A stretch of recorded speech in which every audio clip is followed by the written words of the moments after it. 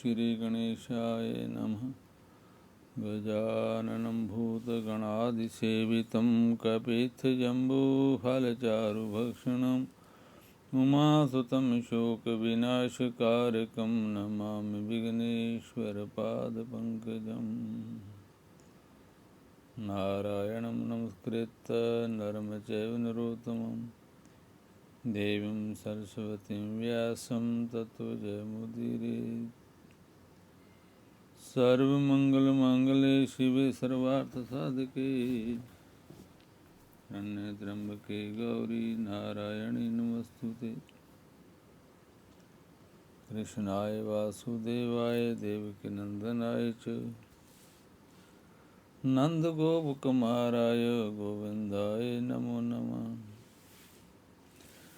कृष्णाय वासुदेवाय हरे परमात्मने प्रणतक्लेशनाशाय गोविंदाय नमो नमः। गोविंदाय नमो नमः। भगवान के भक्त अनंत हैं, इनकी कथा भी बहुत अनंत हैं। भगवान के भक्तों की लीलाएं भी अनंत हैं। जैसे जैसे भगवान की तरफ भक्त चलता है, भगवान की उनकी रक्षा के लिए अपने अलग अलग रूपों को धारण कर लेते हैं। भगवान भक्त के साथ साथ चलते रहते हैं। जैसे भगवान नाम सिमरण करता है, नाम का जप करता है, नाम का कीर्तन करता है, भगवान उसी तरह उसका पालन पोषण करते रहते हैं, ध्यान रखते हैं। जैसे बच्चा कहीं भी खेलता रहे पर माँ का ध्यान उसी में रहता है, इसी प्रकार भगवान का भक्त जितनी भी गलती करे, जो भी गड़बड़ करे, अच्छा बुरा कर्म करता है तो भगवान उनका ध्यान रखते हैं और समय समय पर उनको चेतना देते रहते हैं, जगाते रहते हैं कि भगवान का नाम जप करो। ऐसे एक भगत हुए पद्मनाभ जी, जो श्री कबीरदास जी की कृपा से श्री पद्मनाभ जी ने परम तत्व श्री नाम महाराज के महात्म्य को भली प्रकार से जाना। श्री भगवान नाम ही आपका परम धन था। श्री नाम को ही महामंत्र मानते थे। श्री नाम की ही आप सेवा पूजा करते थे और नाम जप को भी भगवान की सेवा पूजा समझते थे तथा नाम जप को ही समस्त जप तप तीर्थ आदि साधन समझते थे। श्री नाम के अतिरिक्त अन्य साधन साध्य कुछ भी नहीं जानते थे। नाम के आधार पर ही उनका व्यवहारिक प्रेम बैर भी आधारित था, अर्थात नाम रागियों से प्रीति करते थे तथा नाम से विमुख जनों एवं विरोधियों से बैर करते थे। एक व्यवहारिक जीवन में जब किसी से विशेष प्रीति या बैर विरोध हो जाता था तो दोनों स्थितियों में नाम का ही स्मरण करते थे। अतः इनका विश्वास था कि भगवान का नाम चाहे प्रेम पूर्वक लिया जाए चाहे वैर पूर्वक, दोनों प्रकार से नाम लेने पर श्री नाम महाराज उसका कल्याण ही करते हैं। श्री नाम को ही नामी अर्थात परम ब्रह्म परमात्मा कहते थे। इनका दृढ़ विश्वास था कि श्री भगवान नाम ही जीव को भव बंधन से छुड़ाने वाला है। श्री नाम महाराज के इस परम तत्व के साक्षी श्री अजामल जी हैं। श्री राम नाम तो श्री राम नाम जी से बड़ा है। जय बात हनुमान जी ने श्री राम के सन्मुख ही कही है। कबीरदास जी श्री पद्मनाभ जी के गुरु थे। इनके शिष्य होने का प्रसंग आगे वर्णन किया जाएगा।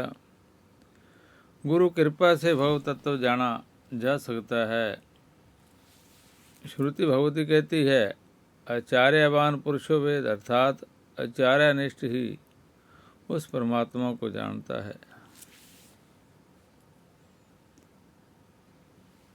तत्ववेता लोग ज्ञाता और ज्ञेय के भेद से रहित अखंड अद्वितीय सच्चिदानंदगण स्वरूप ज्ञान कोई तत्व कहते हैं। उसी को कोई ब्रह्म, कोई परमात्मा और कोई भगवान के नाम से पुकारते हैं। श्री मिथिलापुरी की रंगभूमि में श्री राम को तथा मथुरापुरी की रंगभूमि में श्री कृष्ण जी को योगियों ने परम तत्व रूप में अनुभव किया। यथा योग ने परम तत्वमय भाषा शांत शुद्ध समसहज प्रकाशा। युधिष्ठिर जी ने भगवान वेद व्यास जी से पूछा कि भगवान, योगी नाम श्रेष्ठ सर्वशास्त्र विशारदा, किम तत्व किम परम जप्यों किम ध्यानम मुक्ति साधनम। भगवान योग श्रेष्ठ सर्वशास्त्र विशारद मुक्ति साधन रूप परम तत्व, परम जाप्य, जपने योग्य तथा परम ध्यान क्या है, यह मैं सुनना चाहता हूँ। तब श्री वेद व्यास जी ने कहा, यत परम यत गुणातीतम जो योतिर्मलम शिवम तदे परम तत्व केवलया पद कारणम। जो सबसे परे गुणातीत पर प्रकाश स्वरूप निर्मल और करुणा रूप तारक और ब्रह्म संज्ञक श्री राम जी हैं, वही परम तत्व हैं, वही केवल पद प्रदान करने वाले हैं और वही परम जाप्य हैं। राम नाम समतत्वम नास्ति वेदान गोचरम। श्री राम नाम के समान दूसरा कोई परम तत्व वेद वेदांत में भी नहीं है। जिस श्री राम नाम के प्रताप से बड़े बड़े मुनीश्वर परम सिद्धि प्राप्त किए हैं। इदम एकम परम तत्वम विनीतम ब्रह्मवादी भी ब्रह्मवेताओं के द्वारा निर्णीत परम तत्व एकमात्र यही है कि सदा सर्वदा प्रेम पूर्वक निष्काम भाव से भगवान का नाम उच्चारण करता रहे। श्री पद्मनाभ जी ने श्री सद्गुरु कबीरदास जी की कृपा से इस परम तत्व का साक्षात्कार किया। सर्वेषां मंत्र वर्गाणाम राम नाम परम स्मृतम। समस्त मंत्र समूहों में श्री राम नाम सर्वश्रेष्ठ है, परम गोपनीय है, श्री महादेव जी के जीवन धन है तथा चित्त के परम सुशोधक हैं। पुनः शब्द कोटि महामंत्र चित्त विभ्रम कार कहा। एक एक परो मंत्र श्री रामत्य अक्षर द्वयम, अर्थात मंत्र संहिताओं में 7 करोड़ महामंत्र कहे गए हैं, परंतु ये सब चित्त को भ्रम में ही डालने वाले हैं। एकमात्र श्री राम या 2 अक्षर भगवान का नाम है, वास्तव में महामंत्र है। नाम में सेवा पूजा, नाम निष्ठा, नाम जप को ही सेवा पूजा समझने के साथ साथ श्री राम नाम महाराज को विधि पूर्वक पधरा कर श्री विग्रह की तरह षोडशोपचार विधि से पूजन भी करते थे। यथा तेन तप्तम हुतम तत्मेवा खिल जैन किल तेन सर्वम कृतम कर्म जालम। जिसने काल को देखकर निरंतर रात दिन निर्विकार श्री राम नाम अमृत का पान किया, उसने सब प्रकार के तप कर लिए। उसने निश्चय सब प्रकार के दान दे दिए। उसने सारा वेद विद कर्म कांड कर लिया। उन्हें नाम लियो जन सब कियो, जोग जग आचार, जब तब तीर्थ परशुराम, सर्वनाम की लार। फिर कहते हैं कोटि तीर्थानि दानानि, कोटि जोग वर्तानि च, कोटि जग जपश्चैव तपसा कोटि कोटया। कोटि ज्ञान च विज्ञाने, कोटि ध्यान समाधि भी, सत्यम वदामि ते तुल्यम राम नाम न वर्तते। ऐसे महारामायण में आता है। अर्थात करोड़ों तीर्थ, दान, योग, व्रत, यज्ञ, जप, ज्ञान, विज्ञान, ध्यान और समाधि मिलकर भी श्री राम नाम के तुल्य नहीं हो सकते हैं। मैं सत्य सत्य कहता हूँ। पुनः अहोवत सपस्तो ज्ञान जगह वागरे वर्तते नाम तुभ्यम। नाम बिना और ना दूजा, अर्थात भगवान नाम ही आपका सर्वस्व। जैसा राम नाम मात पितु स्वामी समर्थ हित, अस राम नाम की भरोसे राम नाम को। प्रेम राम नाम ही सो, नेम राम नाम ही को, जानो ना परम पद, दैनो ना बाम को। स्व सकल परमार्थ को राम नाम ही, तुलसी ना काहू काम को, राम की शब्द सर्वस्व। मेरे राम नाम काम धेनु, काम तुरु मोसे छीन काम को। ऐसे भगवान के नाम में लगातार लगे रहते थे। जय भी नाम रागियों से प्रीति एवं विमुखों से बैर रखते थे। जहाँ बैर से तात्पर्य संबंध त्याग से समझना चाहिए।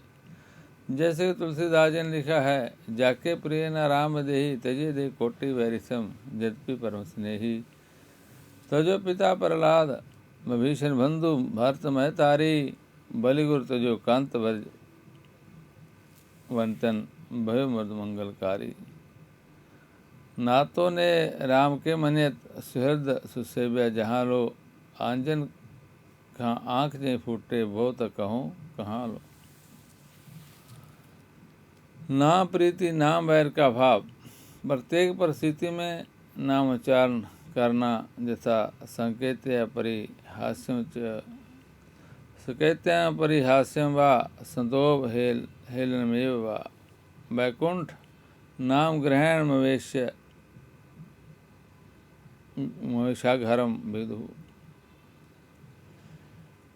प्रेम से या बैर से कैसे भी नाम लिया जाए, कल्याण ही होता है। भाव को भाव अनख आलस हूँ, नाम जपत मंगल दिशि दस हूँ। ऐसे ही भगवान के नाम का जप करते रहते थे। नाम और नामे में अभेद मानते थे। श्रुति शास्त्र सिद्धांत भी यही है।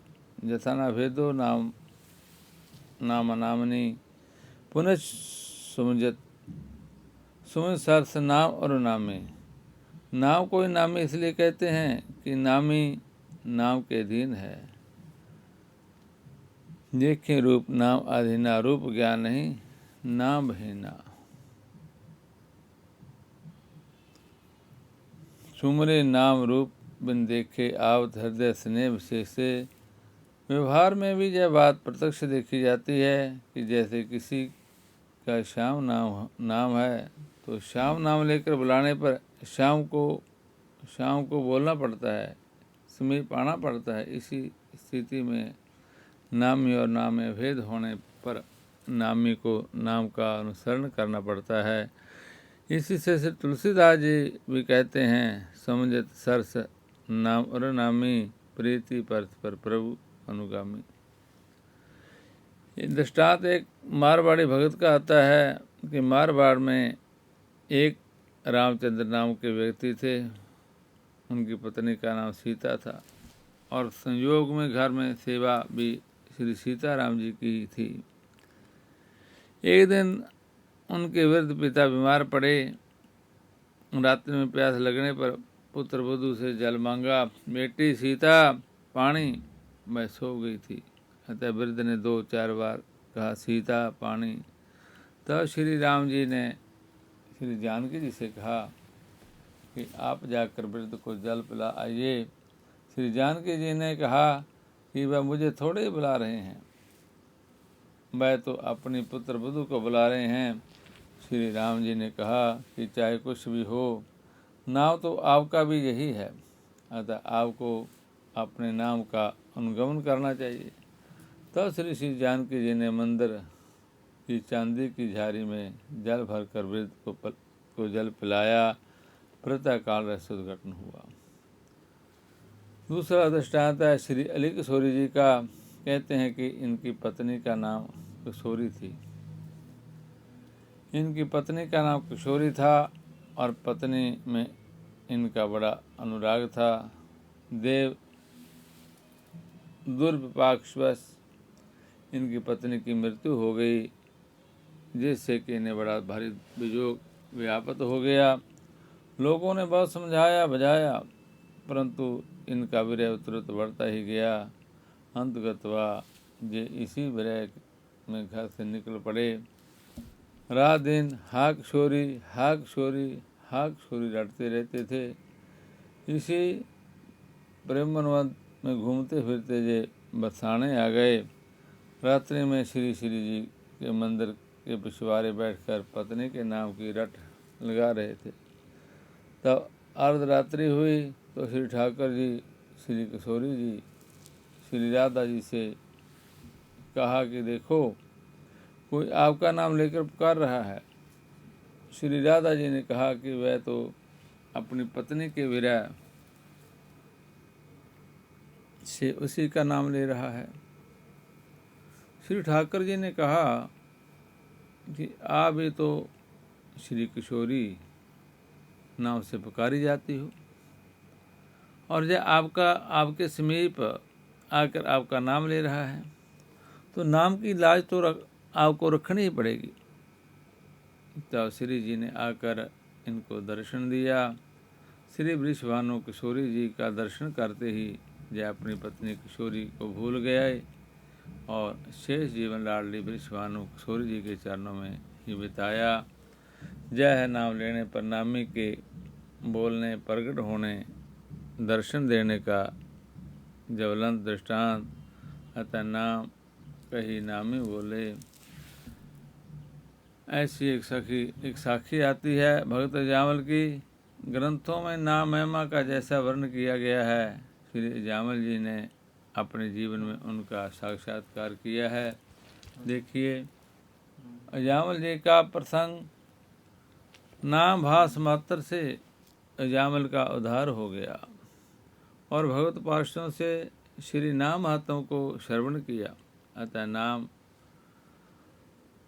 ना बंधनते खोले, यथा जाको नाम लियो छूट भव जन्म जन्म जन्म मरण दुख भार। पुनः सुपच खलभिल जमनादि हरि लोकत, नाम बाल विपल मत मल न परसी। त्यागी सब आस संतरास भव पास, असी निस्ती हरि नाम जपदा तुलसी। श्री नाम महाराज की कृपा से ही जामल जमपास एवं भवपाश से मुक्त हुए थे। इसके साक्षी भी श्री जामल जी हैं। नाम दिक्र गुनाते। एक बार श्री हनुमान जी श्री नाम महाराज जी की महामहिमा विचार कर मन ही मन बहुत प्रसन्न हो रहे थे। श्री राम जी ने प्रसन्नता का कारण पूछा तो श्री हनुमान जी ने कहा, प्रभु आज तक तो वेद शास्त्र पुराण आदि सभी आपको ही सर्वश्रेष्ठ कहते रहे हैं और मेरा भी ऐसा ही विश्वास था, परंतु विचार विमर्श के बाद आज मैंने निश्चय किया है कि आपसे भी बढ़कर आपका नाम है। श्री राम जी ने पूछा, वो सो कैसे? तब श्री हनुमान जी ने कहा कि आप तो केवल अयोध्या की प्रजा मात्र को अपने साथ परम धाम ले जाते हैं, परंतु श्री नाम महाराज तो अनेक लोगों के जीवों को परम धाम पहुँचाने वाले हैं। तथा राम तत्व अधिकम नाम इति में निश्चिता मति।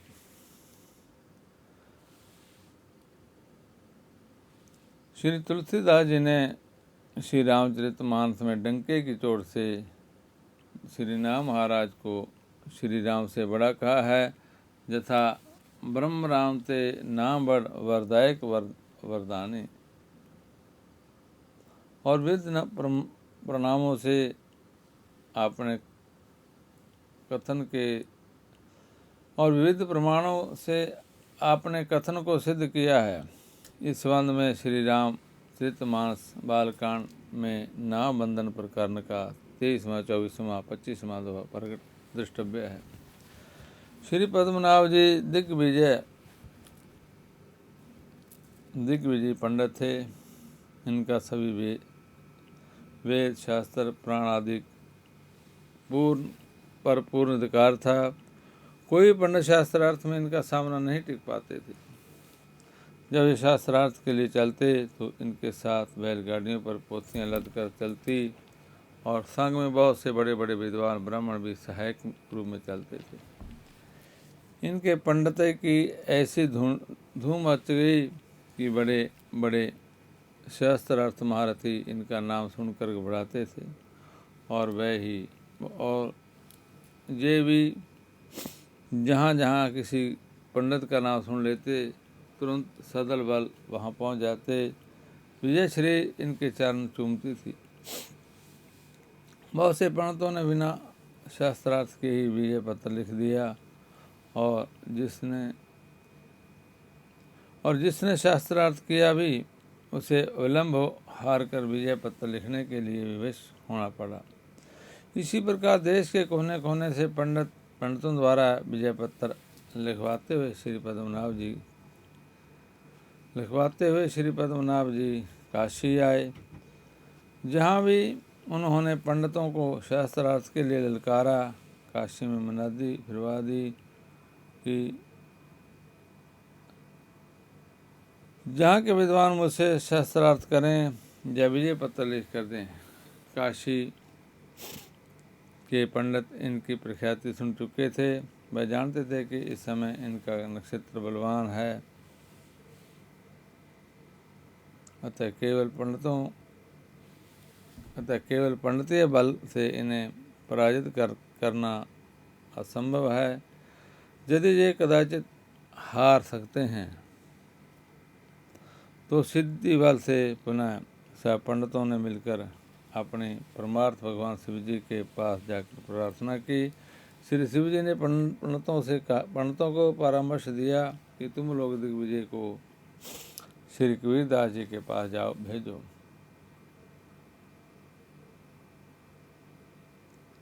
वहाँ उनकी सारी पंडिताई हवा हो जाएगी और विवश होकर उन्हें कबीरदास जी का चेला बनना पड़ेगा। काशी के ब्राह्मण भी श्री कबीरदास जी की सिद्धि एवं परम सिद्धि से परिचित थे।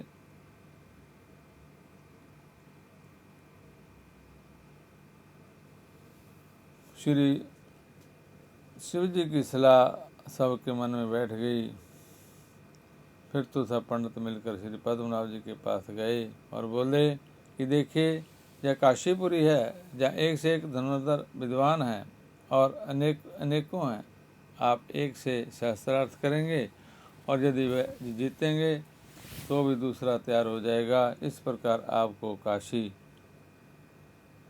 विजय में बहुत समय अपने और श्रम लगाना पड़ेगा। अतः हम लोगों ने यह निर्णय किया है कि यदि आप हम लोगों के गुरु श्री कबीरदास जी को शास्त्रार्थ में पराजित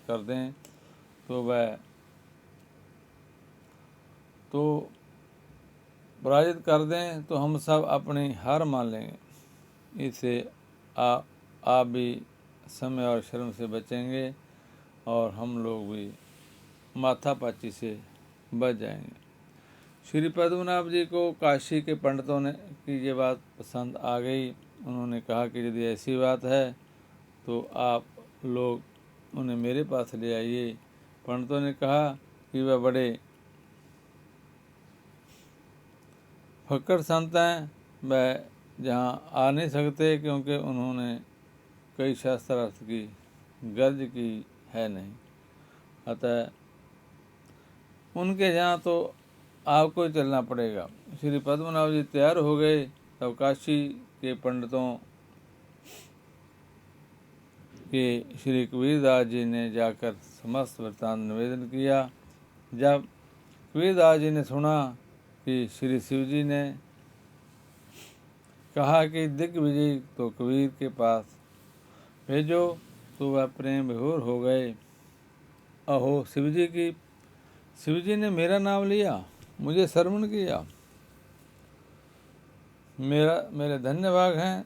साथ ही श्री कबीरदास जी निश्चिंत भी हो गए कि जब श्री शिव जी की आज्ञा है तो वह मुझे संभालेंगे भी, मेरे मुख से बोलेंगे भी।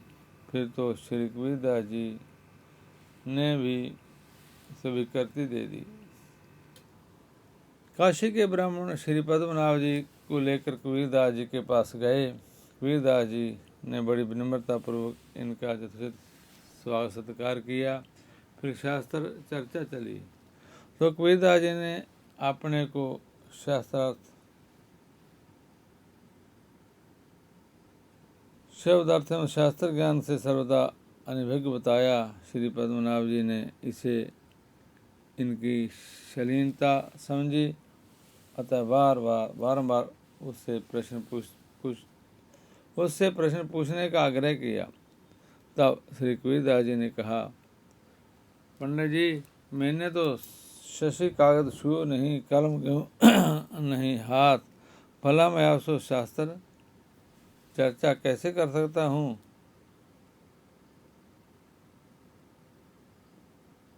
कृपा की जो दर्शन दिया, मैं प्रसन्न के रूप में नहीं, जिज्ञासा के रूप में यह जानना चाहता हूँ कि समझ पड़े कि पढ़ समझी।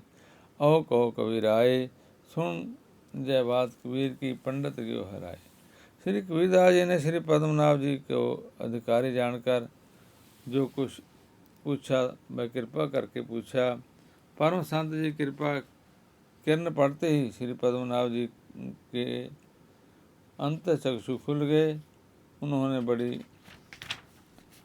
विनम्रतापूर्वक कहा, महाराज, मैंने ना तो समझ कर पढ़ा था, ना पढ़ कर ही समझा। अब आपकी कृपा से समझा कि हमारा सब पढ़ना लिखना व्यर्थ है। पढ़ने का जो वास्तविक तात्पर्य है उसे तो मैंने समझा ही नहीं, केवल वाद विवाद में उलझ कर स्वयं समाप्त हुआ और दूसरों को समाप्त किया है, दूसरों को संतप्त किया है। विद्या का फल है विवेक की प्राप्ति, यथा विद्या बिना विवेक उपजाए, क्षण फल पड़े किए और उपाय। आगम निगम पुराण अनेका, पढ़े सुने कर फल पर एका, तपद पंकज प्रीति निरंतर, सब साधन कर जय फल सुंदर। पुनः की वे कहा, पढ़िए तो कहाँ फल बूझना, वेद के भेद विचारे, स्वस्थ को परमार्थ को कली और कली कामद राम को नाम विसारा है। वाद विवाद विषाद बढ़ाई के छाते परी वो अपन जा रहा है। चर्यों को छवि को नव को, दास आठ हो पाठ को काठ जो फारा है। श्री पद्मनाभ जी को अपने जीवन की सबसे बड़ी भूल पर पश्चाताप हुआ कि उसी समय इन्होंने निश्चय किया कि अब मैं भी किसी से शास्त्रार्थ नहीं करूँगा। फिर तो इन्होंने 7 के पंडितों को पुस्तक के सहित लौटा दिया और सबके हाथ जोड़ लिया कि श्री कबीरदास जी के चरणों में पढ़कर मंत्र दीक्षा के लिए प्रार्थना किया। उनकी योग्यता और पात्रता में भी किंचित भी संदेह नहीं था। अतः श्री कबीरदास जी ने इन्हें श्री राम नाम का उपदेश दिया है। इन्होंने श्री सदगुरुदेव श्री कबीरदास जी की कृपा से श्री नाम महिमा का साक्षात्कार किया। श्री नाभाजी महाराज कहते हैं, कबीर कृपा ते लायो। कहीं कहीं ऐसा भी वर्ण आया है कि जब श्री कबीरदास जी ने इनसे पूछा कि समझ पड़े कि पढ़ समझे, आए कहो कबीर आए। तो इन्हें तत्काल कुछ उत्तर नहीं दिया, बोले कि कल मैं इसका जवाब दूंगा। सायंकाल को जय श्री गंगा जी के किनारे एक पीपल के वृक्ष के नीचे बैठकर विचार कर रहे थे। उस पीपल पर 60,000 प्रेत रहते थे। एक नीचे की, एक बीच की ऊंची डाली खाली थी। एक ब्राह्मण मरकर प्रेत बनकर उस पर बैठने आया था, तो अन्य प्रेतों ने मना किया कि इस पर मत बैठो। इसी पर तो पद्मनाभ जी जब मरकर ब्रह्म पश्चात होंगे तो वह आकर बैठेंगे। जब तुम्हें बैठना हो तो पहले उनसे पूछो। तब ब्रह्म राक्षस ने इनसे आकर सब बात बताई। सुनकर पद्मनाभ जी डर गए और उसने पूछा कि क्यों, मेरे उद्धार का कोई उपाय है जिससे कि ब्रह्म प्रसाद होने से बच सकूं। तब उस प्रेत ने कहा कि यदि आप श्री कबीरदास जी के शरणागत हो जाएं तो आपका उद्धार हो जाएगा।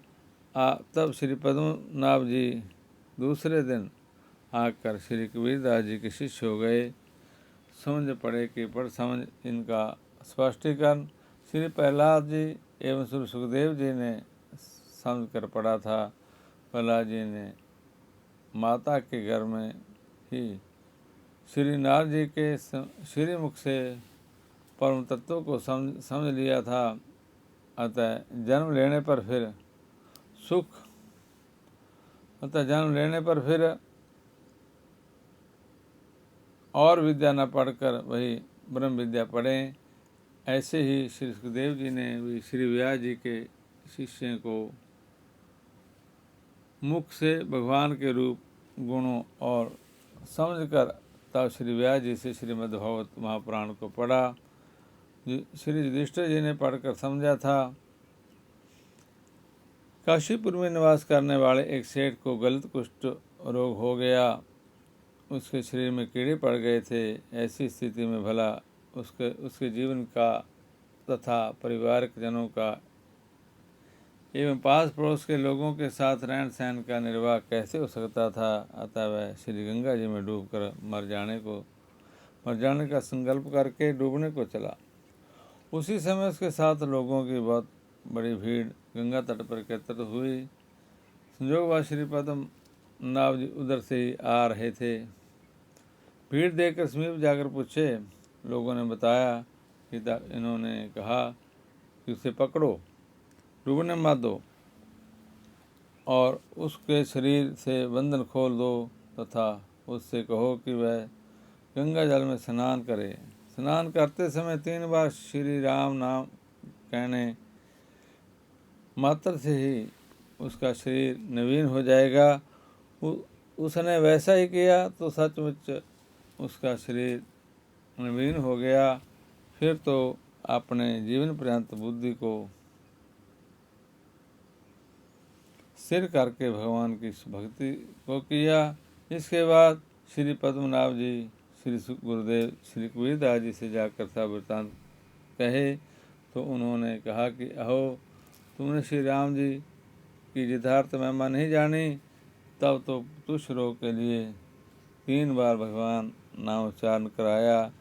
अरे यह कार्य तो न अभ्यास मात्र से ही हो सकता है।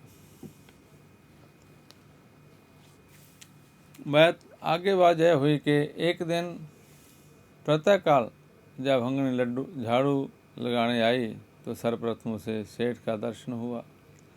देखते उसने मुंह फेर लिया और नाक बंद कर ली तथा बड़बड़ाई की, राम राम, आज सवेरे सवेरे मैंने कोड़ी का मुख देखा है। देखो तो आज का दिन कैसे बीतता है, रोटी मिलती है कि नहीं। भगवान ही आज का दिन पार लगावे आदि। सेठ ने भंगनी की बातें सुन ली। उसे पुनः उसके मन में बड़ी गलानी हुई कि मुझे ऐसा रोग हुआ कि उससे मैं तो दुखी हूँ ही, दूसरे भी दुख पा रहे हैं। भला भंगिन भी मेरा मुख देखकर अशुभ मानती है तथा उसे भी मेरे शरीर की दुर्गंधता इतनी तीव्र लग रही है कि उसने नाक बंद कर ली तो और नाक और लोगों पर क्या बीती होगी, तथा वह लोग मेरे प्रति क्या क्या सोचते होंगे, कौन वर्णन कर सकता है। अतः ऐसे जीने से तो मर जाना ही अच्छा है। फिर तो सेठ जी ने अपने मन में श्री गंगा जी में डूबकर शरीर छोड़ने का निश्चय कर लिया तथा अपना निश्चय सबको सुना भी दिया। यद्यपि सब लोगों ने उन्हें रोकने का बहुत प्रयत्न किया, परंतु वह किसी की नहीं माने। चलो बूढ़वे को निकसे पद्म आए। यद्यपि श्री पद्मनाभ जी ब्राह्मण थे, विद्वान थे, दिग्विजय थे, परंतु श्री कबीरदास जी से हार गए थे तथा उनकी कृपा से विमल विवेक भी प्राप्त हो गया था। अतः श्री कबीरदास जी के शिष्य बन गए थे। लेकिन श्री कबीरदास जी इनकी योग्यता विचार कर इनका बड़ा आदर करते थे। इनके साथ आत्मवत व्यवहार करते थे। अन्य सेवक शिष्यों से तो कुछ सेवा ले भी लेते थे, परंतु इनसे कभी भी कोई कैंकर्या नहीं करते थे। लेकिन ये तो कबीरदास जी को गुरु ही मानते थे। अतः जब कभी सेवक शिष्यों की अनुपस्थिति में श्री कबीरदास जी कोई कैंकर्या करने लगते तो वह स्वयं उसे कर देते थे। आज भी संयोग में कोई अन्य शिष्य पास में नहीं था, अतः श्री कबीरदास जी स्वयं ही गंगा जल लाने के लिए चल दिए। तब श्री पद्मनाभ जी ने बड़ी अनन्या विनय करके श्री कबीरदास जी के हाथ से कलश लेकर स्वयं जल लेने गंगा जी के पार पहुँचे। उस समय उस सेठ के शरीर में पत्थर बांधकर डुबाने की पूरी तैयारी हो चुकी थी। अतः उन्होंने सब खुलवाया। भुहई नवीन भला भव को छुड़ाने में परम समर्थ श्री नाम महाराज के लिए शारीरिक रोग दूर करने का कौन सी बड़ी बात है। पहली डुबकी में रोग नाश हुआ, दूसरी डुबकी में सब गलत अंग पूर्ण हो गए और तीसरी डुबकी में कंचन सी काया हो गई। श्री राम नाम का यह प्रत्यक्ष चमत्कार देखकर सेठ को बड़ी श्रद्धा हो गई। अतः उसने शेष जीवन मध्य भक्ति में ही बिताया। उसके साथ साथ अन्य लोग भी भक्त बन गए। पद्मनाभ जी बड़े प्रसन्न मन हंसते हुए श्री कबीरदास जी के पास पहुँचे। इनको आज बड़े गौरव की अनुभूति हो रही थी कि मैंने खूब श्री राम नाम की महिमा को जाना और दूसरों को भी जनाया। आज मैंने निश्चय ही बहुत बड़ा काम कर दिखाया। श्री गुरु जी सुनेंगे तो बहुत प्रसन्न होंगे, मेरी पीठ थपथ पाएंगे, बढ़ाई देंगे आदि आदि। परंतु वह सब सोचे हुए कि विपरीत उल्टा। जब कबीरदास जी ने इनसे देर का कारण पूछा और इन्होंने विस्तार से सब विवरण सुनाया तो वह बड़े ही झुंझलाए कि तुमने तुच्छ कार्य के लिए 3 बार राम नाम लेवाया। उन्होंने कहा, तुम महिमा न जानी। अहो भाव जय है कि श्री राम नाम की अनंत महिमा है। यथा राम नाम कर अमित प्रभावा, संत प्राण उपनिषद गावा। कहो कहाँ लग नाम बढ़ाई, राम न सकी नाम गुण गाई। ऐसे दृष्टांत एक ब्रह्मण कुमार का आता है। एक पंडित जी बड़े धर्मात्मा एवं भगत थे।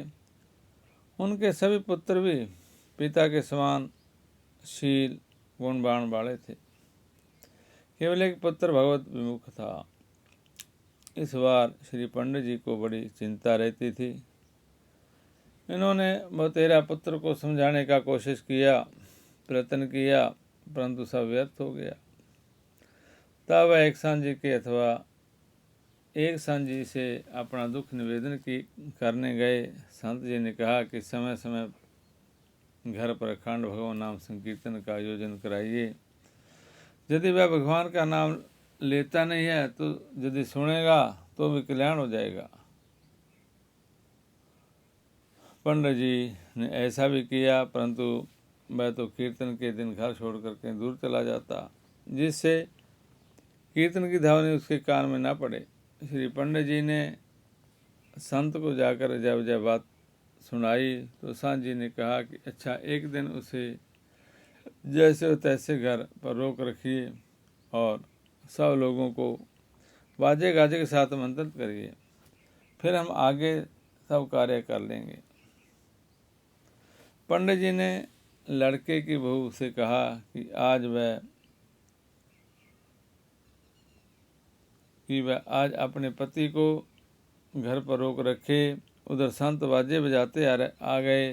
ब्राह्मण कुमार पत्नी के कहने से कहीं गया तो नहीं, परंतु भीतर से सांकल लगा लिया, जिसमें कोई उसके पास आकर राम राम कहने का अनुरोध न करें। संतों ने प्रसाद पाया और पुनः बाजे गाजे के साथ आश्रम को लौट गए। केवल महंत जी रह गए। ब्राह्मण कुमार ने समझा कि सब लोग चले गए, अतः किवाड़ खोलकर बाहर निकला तो तुरंत श्री महंत जी ने उसे पकड़ लिया और श्री राम नाम कहने का अनुरोध करने लगे, परंतु वह तो किसी हालत में भी भगवान का नाम लेने को राजी नहीं था। तब श्री महंत जी ने बल का प्रयोग किया। वह बाल ब्रह्मचारी थे, शरीर में खूब ताकत थी, अतः जोर से उस ब्राह्मण कुमार को दबोचा। उसका दम घुटने लगा। तब उसने चिल्लाकर कहा कि हमें मार भले डालें, परंतु मैं राम नाम नहीं ले सकता। श्री महंत जी ने उसे छोड़ दिया और बोले, बेटा, अब तो तुमने नाम ले ही लिया, अब चाहे जीवन में कभी मत लेना, परंतु एक बात याद रखना, जब तुम धर्मराज के सन्मुख पहुंचना है तो उनसे पूछना कि धोखे में एक बार श्री राम नाम लेने का क्या फल होता है। संत जी ने जहाँ बड़ी दूरदर्शिता से काम लिया, उधर कह रहे थे कि अब तुम चाहे कभी राम नाम नहीं लेना, और इधर कह रहे थे कि धर्मराज से पूछना, भूलना मत। अब इस व्यास से उसे निरंतर नाम की स्मृति बनी रहेगी। सचमुच ब्राह्मण कुमार अब बड़ी सावधानी से यह बात याद रखने लगा, क्योंकि मृत्यु का तो कोई ठिकाना नहीं, कब आ जाए, इसलिए तन कोई सिर दुखे तो सजग हो जाता कि धर्मराज से पूछना है। ऐसे भगवान भगवत स्मृति में उनकी आयु पूर्ण हो गई। यथा समय जब वह मरकर धर्मराज के सम्मुख पहुंचा तो उसने अपना प्रश्न उनके सामने प्रस्तुत किया। सुनकर श्री धर्मराज जी मौन हो गए, मन ही मन प्रणाम किया और बोले, भैया, नाम की कीमत आंकने की समर्था मुझ में नहीं है। मेरे जहाँ तो कर्मों का हिसाब किताब होता है, भाई काम जानते हैं, अतः इसके लिए तो तुम्हें देवराज इंद्र के पास चलना पड़ेगा। उसने समझ लिया कि नाम की महिमा अचिंत्य मालूम पड़ती है। तब तो उसने गर्ज कर कहा कि तब तो धर्मराज मूक हो रहे, अतः अब मैं निश्चय ही इनके अधिकार से बाहर हो गया हूँ। फिर तो उसने गर्ज कर कहा कि मैं ऐसे इंद्र के पास नहीं जाऊँगा, मेरे लिए पालकी मंगवाई जाए तथा उसमें कुहारों के साथ आप भी लगें। श्री धर्मराज जी ने बिना नच किए पालकी को मंगवाया और उस महाभाग ब्राह्मण कुमार को उसमें बिठाकर स्वयं भी कंधे पर पालकी उठाकर देवेंद्र के पास पहुँचे। धर्मराज को पालकी में लगा देखकर उसे श्री नाम महिमा में और भी अधिक विश्वास हो गया। देवराज इंद्र ने सबका बड़ा स्वागत किया, परंतु उन्होंने भी धर्मराज की तरह असमर्था ही प्रकट की और श्री ब्रह्मा जी के पास चलने की सलाह दी। अब तो देवराज भी पालकी में लगे। तब लोग श्री ब्रह्मा जी के पास पहुँचे। वहाँ भी स्थिति पहले की ही सी हो रही। तब सब लोग सलाह करके श्री शिव जी के पास गए। ब्रह्मा जी ने भी पालकी में कंधा लगाया। श्री शिव जी ने सबका यथोचित सत्कार करने के बाद कहा कि श्री राम नाम में मेरी निष्ठा तो विषयक है, अपार है, परंतु पूर्ण महत्व में तो मैं भी नहीं जानता हूँ। अतः इसके निर्णय के लिए हमें श्री विष्णु भगवान के पास चलना चाहिए। अब धर्मराज, देवराज इंद्र, लोक पितामह ब्रह्मा और महादेव शिव ये चारों कंधे पर पालकी लिए हुए भगवान विष्णु के पास पहुँचे। भगवान विष्णु ने सबका आदर सत्कार किया और कहा कि इस जीव को उठाकर आप लोग मेरी गोद में रख दें। अब जब मेरी गोद का नित्य अधिकारी हो गया, नाम का पूरा मूल्य महत्व में तो मैं भी नहीं कह सकता। अब इतने से ही अनुमान करके आप लोग अपने अपने धाम को लौट जाइए। जय श्री राम नाम जी महाराज की महिमा। रोग निवारण के लिए श्री राम नाम का प्रयोग करना मानो शिवान को मारने के लिए सिंह छोड़ने तथा मच्छर को मारने के लिए तोप चलाने के समान है। भाव यह है कि अत्यंत लघु कार्य के लिए मैत्री शक्ति का प्रयोग करना, शक्ति का उपहास करना, तुमने श्री राम नाम जी की महिमा नहीं प्रकट की बल्कि उनका उपहास कराया है।